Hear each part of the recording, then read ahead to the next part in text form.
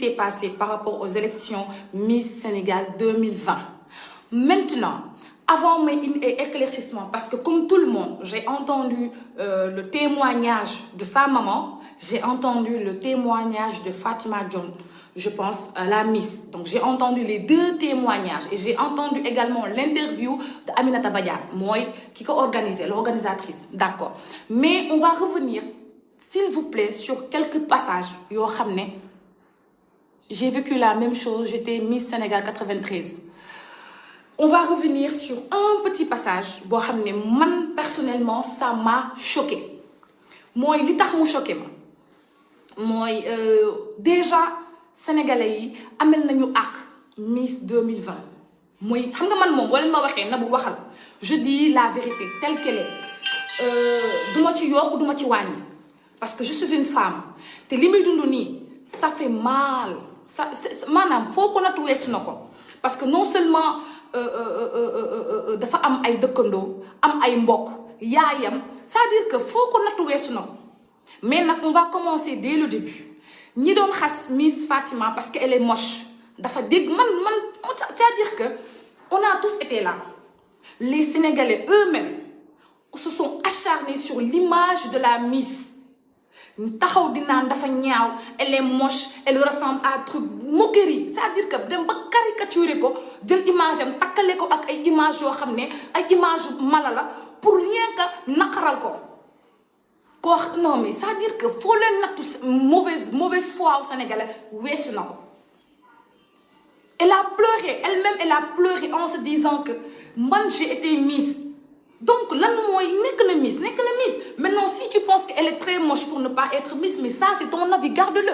Mais de là à l'exposer, à apporter une méchanceté gratuite sur son image, ça, c'est une erreur de tous les Sénégalais. Donc, déjà, excusez aussi Miss bi. Parce que toi, n'a pas. L'ol moi bien. L'ignou war ñun. L'ol moi sunu défaut ñun. Ñi dañuy critiquer. Top nit ki ba mu seuss. Après, taxaw bëgg ko jappalé. Ça sert à rien du tout. Ça sert absolument à rien. Donc, les choses, on les prend pièce par pièce. Ça, c'est d'un côté. L'autre côté,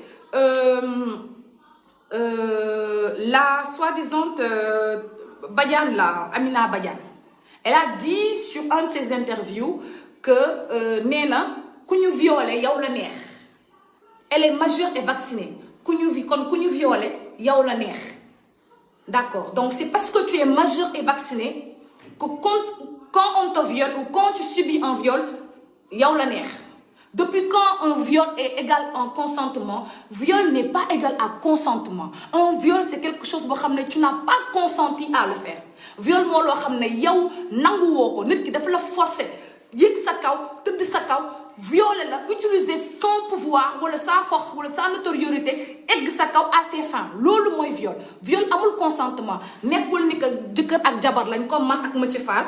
Non, nekul ni que sa copain la. Dafa la forcer, jël sa dignité. C'est ça.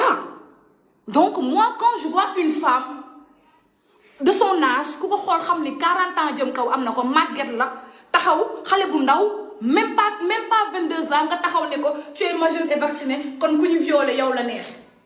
Moi cette femme là, j'ai envie que la loi sénégalaise, si notre pays a une loi, si on a des gens sensés, si politiciens yi taluñu campagne fu ñu dugg fa du yuux ngir yalla mën ngeen stand by sen campagne yi touti ngeen jël na madame Aminata Badiane ñu yobul mako 100 mètres camp pénal prison de la femme ben 6 mois voilà sax ñu koy juger parce que ce qu'elle a fait non seulement mën nañ ko top ci yi prostitution def nako placement de mineurs def nako de Fatima de la Miss néna organisatrice bi da leena yobon hôtel pour ñu dem rencontrer ay nar. Ana organisation Miss Sénégal ak hôtel, lu joté hôtel. D'accord, non, tu les loges à l'hôtel parce qu'elle doit faire une présentation quelque part. Mais qu'est-ce qu'une Miss va faire à l'hôtel accompagnée de 3 Libanais, de 3 nars? Qu'est-ce qu'une Miss fait à l'hôtel au-delà de 1h du matin en compagnie des soi-disant millionnaires libanais ou je sais pas marocains? Qu'est-ce qu'une Miss fait au-delà de 1 heure dans un hôtel avec des inconnus? Ma question. Il y avait apparemment la Miss 2019, moi Diata, et il y avait la Miss 2020. ñetti miss la ñoon ak ñetti xale yu góor ci biir néeg lu ñu fay def am na miss ak hôtel am na miss ak tëddante